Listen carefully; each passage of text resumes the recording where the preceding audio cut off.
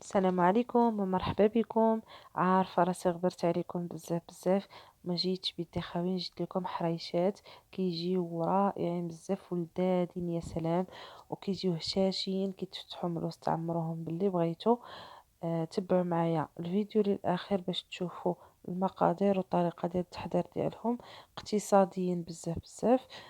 كيتحضروا في وقت قصير، يعني ما كياخذوش لكم الوقت بزاف. ما تنسونيش من اللايك، خليو لي الراي ديالكم في التعاليق، ونبداو على بركه الله. بالنسبه للمكونات غادي نحتاج 6 كيسان ديال السميده الرقيقه الخاصه بالحرشه، عندي 2 معالق كبار ممسوحين السكر سنيده، معلقه صغيره ديال الملح، 2 معالق كبار ديال العسل، وعندي كاس ديال الزيت النباتيه، و2 معالق كبار ديال الزبده بحراره المطبخ تكون لينه، 2 خمارات، وعندي معلقه صغيره ديال الخميره المعجونه ديال الخبز، وعندي المدافي باش نجمع به الخليط. وهذا هو المول او القالب اللي غادي نطبع فيه الحريشات ديالي الصغيرين. نبداو على بركه الله بطريقه التحضير. غادي نضيفوا السميده، بسم الله.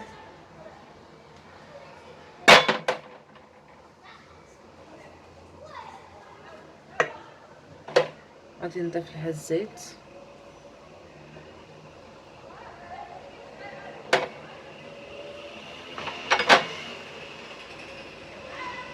الملحه والسكر سنيده،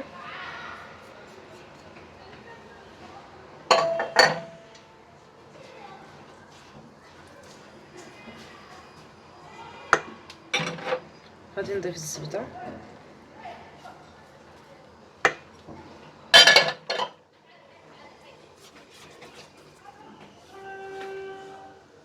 غنحيد السباتولا نحاول نبسبسها باليد ديالي باش ندخل فيها دوك المكونات مزيان.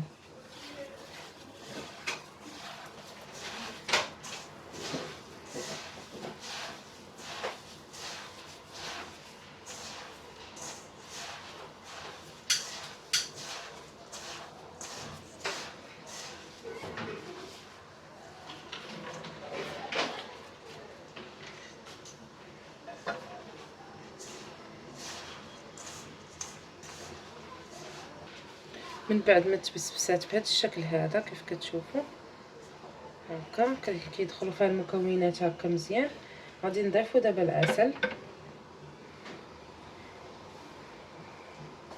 العسل مكون كيجي رائع بزاف بزاف، كيعطي واحد النسمه زوينه، كتجي معلكه هذيك الحرشه ديالنا، كتجي زوينه بزاف بزاف.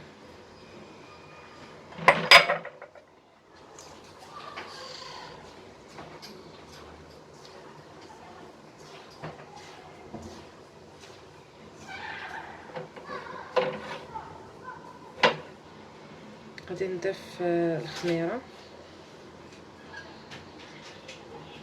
ديال الحلويات وديال العجين، غادي نضيف لها شويه الماء،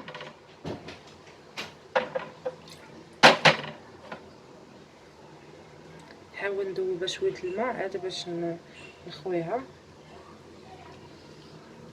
بهذا الشكل.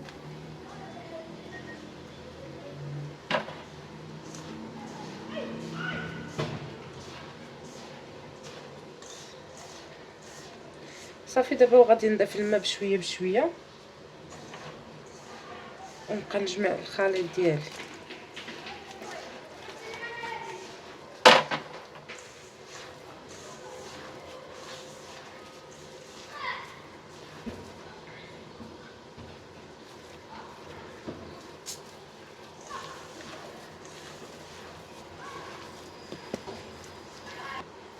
كنجمعوها هكا غير بالرؤوس ديال الاصابع ديالنا بحال هكا صافي. وكتعرفوا نتوما الحرشه باللي ما كتعجنش، غير كنجمعوها هكا برؤوس الاصابع، كتبقى يدا فيه الماء بشويه بشويه حتى كيدخل لها داك الماء مزيان. كيف كتعرفوا راه السميده كتشرب، واخا تضيفوا ليها الماء هكا تقريبا. انا كملت هذا الكاس كامل، راه كاس كبير، غادي نخليوها واحد 10 دقائق تشرب مزيان هذا الماء، غتشرب وغتولي تجمع لينا كلشي. غتشوفوها هكا ما تخافوش مطلوقه. صافي دابا غنخليوها جانبا المده ديال 10 ديال الدقائق، نغطيوها ونخليوها 10 دقائق صافي. نتلاقاو من بعد ان شاء الله باش نبداو نخدموا الحراشات ديالنا. شوفوا من بعد 10 دقائق ها هي كتكون الخليط ديالنا شرب هذاك الماء، ما كيكون لا كيلصق لا في اليد لا والو. كتاخذوا الخليط هكا القياس اللي بغيتو. انا كناخذ هذا السيركل هذا، ممكن تستعملوا قفاله ديال اي قرعه ديال الزاج حتى هو كيجي مزيان اللي متوفر عندكم. انا غادي ندير الفرديين صغار، ممكن تستعملوا ممكن ديروا حريشه كبيره بحال ديال الزنقه، وعلى حساب كل واحد والذوق ديالو. غندوزها هكا في السميده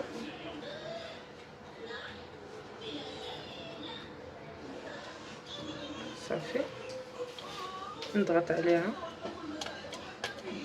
تخرج لي هذا الشكل هذا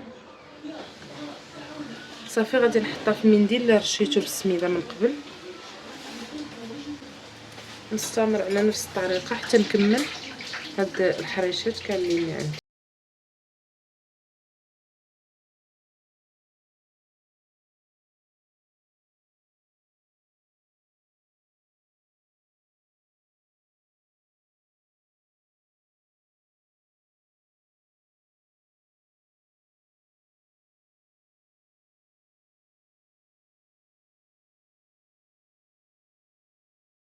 ها هما كملتهم هنايا 19 حبه ديال الحرشه، كتجي رائعه.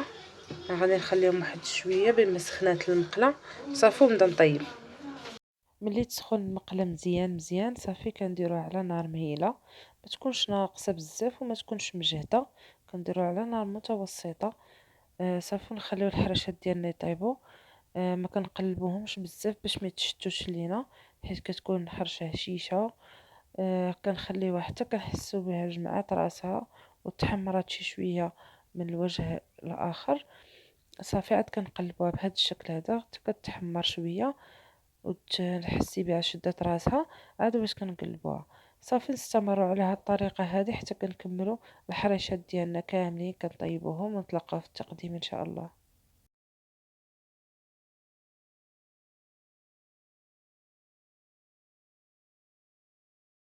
هذا هو الشكل النهائي ديال الحريشات ديالنا.